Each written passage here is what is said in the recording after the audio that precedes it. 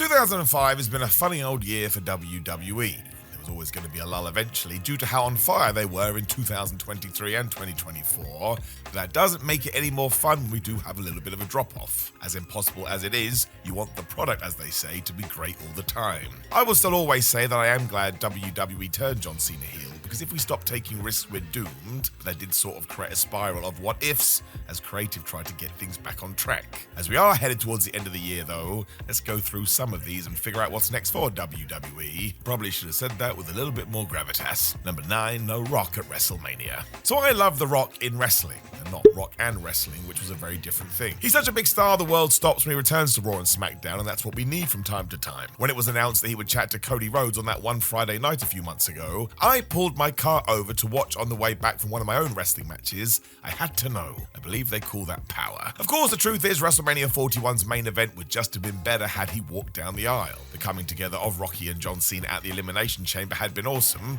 and now we wanted a follow-up with very simple folk. The bigger issue, however, was Travis Scott came out instead, and that's why that entrance music got the pop it did. We all thought it was the final boss, meant there was an extra level of disappointment. It also went all the way back to WrestleMania 40 when the People's Champion had been the one to pin Cody Rhodes in that tag match. Although look, WrestleMania Saudi is coming soon. I do not think that one is totally dead. Things just would have been better had Dwayne Johnson been there to stand side by side with John when he won the 17 world title, but hey ho, he didn't, and I have a future to think about, so I'm not going to get overly worried about the past. It was still most definitely weird there wasn't a Pete after this, but we all know the deal. The Rock is likely going to get nominated for an Oscar after his portrayal of Mark Kerr in The Smashing Machine, so I get it. I mean, it should have been the other way around. Find me somebody who's going to say no to that. Number 8, The Rock wants Cody's soul. So we just talked about this, and I'm not going to lie to you, and I'm sorry, I loved it. It was totally nuts and bizarre, and when you do watch wrestling every single week, turns out I need a little bit of insanity here and there. A megastar telling me he was about to go Shang Tsung on the WWE Champion's ass. Even better, Cody decided he would have to think about this, like he didn't realize he was in a Bart Simpson situation, and yes, it led to the Elimination Chamber angle, and all of this was great. It also did come out of nowhere, and the reason it's hard to place now is because apparently this isn't what The Rock wanted. The behind-the-scenes gossip that we will take with a pinch of salt is that it was going to lead to a Rhodes heel turn, when I assume Triple H weighed in and said, no way, he is the mega babyface we've been looking for, and while the time will come eventually, let's just wait it out a bit. It meant we ended this SmackDown with not much clarity, and even after Cena did turn heel, it was never really underlined why he chose to align with Rocky, because he wasn't there. We talked about it. In fact, apart from one veil aside, I don't think John mentioned Dwayne Johnson once, which is crazy. I mean, he jumped in with him. So it did make for a good TV moment because everybody was talking about this, but there were just too many loose ends. One of the strengths of WWE in recent times has been that everything feels airtight. This didn't. And Travis Scott. Want to get that in there again. That could be the whole reason, to be honest. That guy. In fact, number 7, Travis Scott. Let's get deeper because I need answers. Because forget John Cena, forget Cody Rhodes or The Rock, this really is the oddest one because what was his deal? Not one promo, not one match, not one nothing. He was at the Elimination Chamber because why not? Punctured Cody's eardrum when he slapped him too hard, returned at WrestleMania to get murked, and that was that. Poof! He vanished. He basically helped Cena win the WWE title too, so why didn't he do the same at Backlash or the rest? He just turned up for 2 shows and then went back to the Phantom Zone. If you take the, well, he's a celebrity out of it, it is some of the oddest booking for a long-ass while. What on earth was he trying to achieve? Genuinely too, I do not begrudge anybody coming in if they have a platform and they want to negotiate a deal, but you do have to make sure it makes sense. John never really talked about him either, and it did hurt all of the above due to what we've discussed. People assumed if Scott was at WrestleMania, The Rock would be too. They were meant to be a trio. Rumors also suggested Travis was meant to have a match but didn't really want to train, which again is his prerogative. But as a fan watching on, sheesh, this was pure 2 + 2 = potato. Just don't do it. Number 6, nobody cares about Bayley, who is definitely having a nervous breakdown of sorts. Now, I love what Bayley is doing because I just like Bayley. That sounds weird, but if she does want to go full goofy wrestling for life, I am not going to get mad at it. I suppose split personality is the best way to describe what she is going through, and of course we saw this happen to her in video form. She was recording herself as she went a bit crazy, and we could even hear her inner thoughts. That was a bit weird, but wrestling, let's lead into it. When Lyra Valkyria and Adam Pearce were talking about this, however, Pearce didn't seem bothered at all.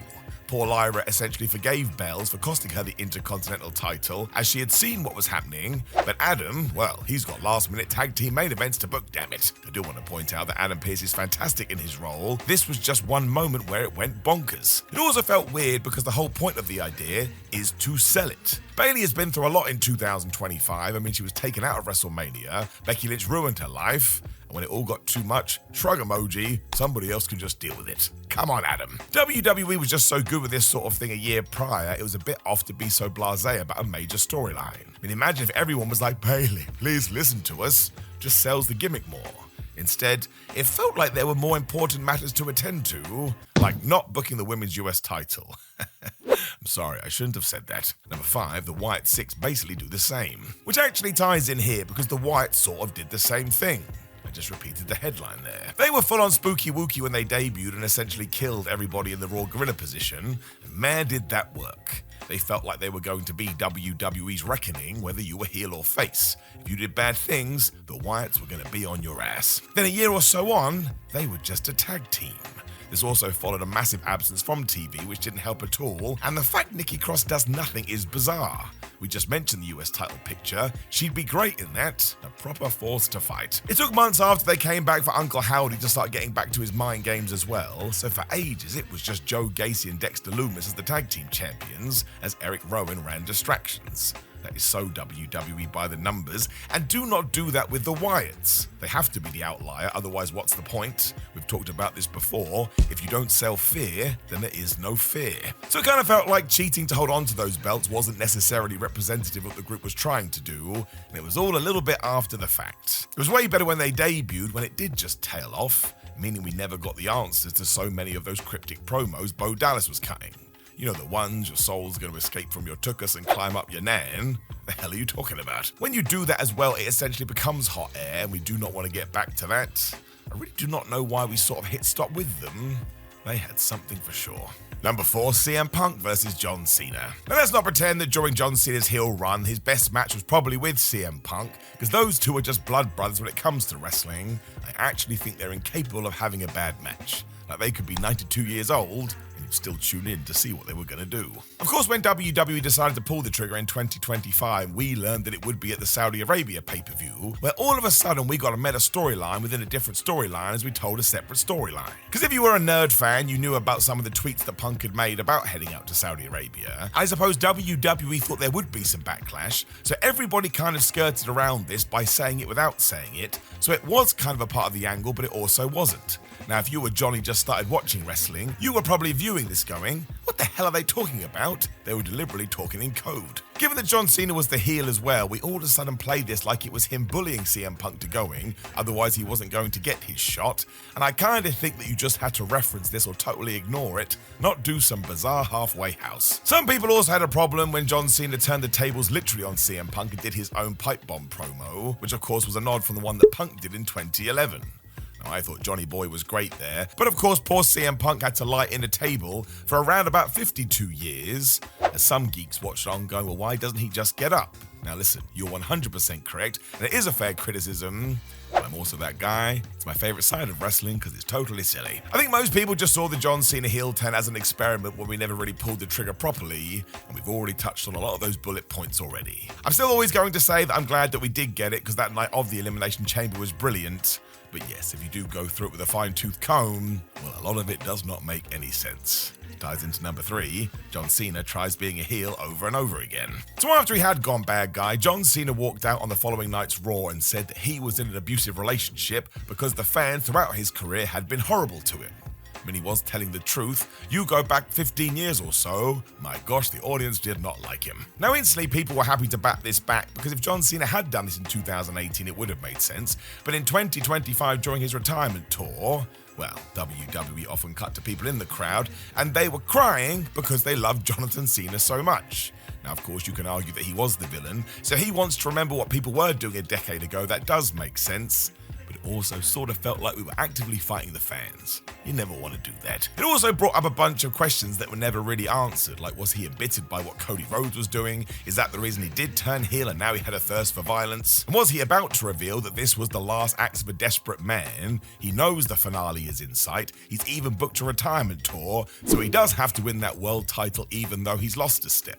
Now, Cena did lean into that side a little bit, but we never made it the central point of the whole thing, which, yes, once again made it more confusing. Given the dates as well, often Cody Rhodes and John Cena had to do this alone, and that was going to be the big feud that paid off at SummerSlam. And while they did have some great back and forth on the microphone, I think there's a lot of you out there right now that just never thought it hit the heights that it should have done. And I think I know the reason why. It's because John Cena never had that specific direction. We were kind of booking it as we went. Number 2, what the flub happened to R-Truth? Now, when R-Truth got released in 2025, I was genuinely stunned. I was actually at my own wrestling show about to have a match, and because I was so mad about this, I went on social media and did a tweet. Yeah, that will show WWE. Well, as it turned out, lots of people went on social media, did a tweet, and the backlash got so bad, or good I suppose, if you want to look at it that way, WWE realized this was a stupid idea, and Ron Killings was hired back.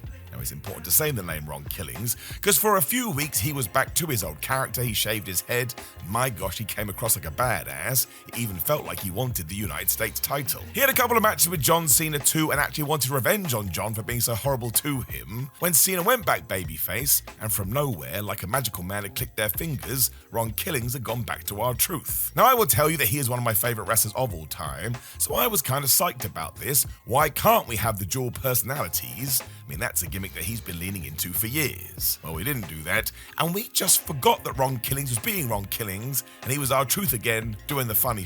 And I want to double down on this, you know me, I'm still the same OG, and I love the funny, but we had this whole brand new direction we could go in, based on fans' outpouring of love. We just flushed it down the toilet. I presume that WWE just felt like it had all calmed down, so they didn't want to do something the fans had forced them to do, but it is such a damn shame. You'd have to imagine that this is going to be R-Truth's last big run in WWE, so we could have just given him a few months of programming.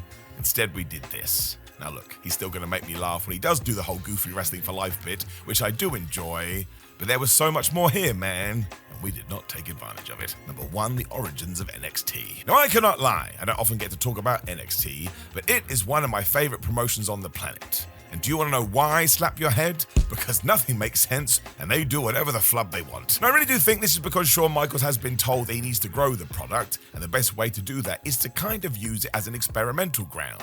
So if you do come up with a fun idea, you can likely get away with it in NXT. There's probably less red tape to go through. This was proven even further when WWE announced their deal with AAA, when basically we started doing all these Worlds Collide shows, and NXT superstars would go to AAA and vice versa. They even went after their titles.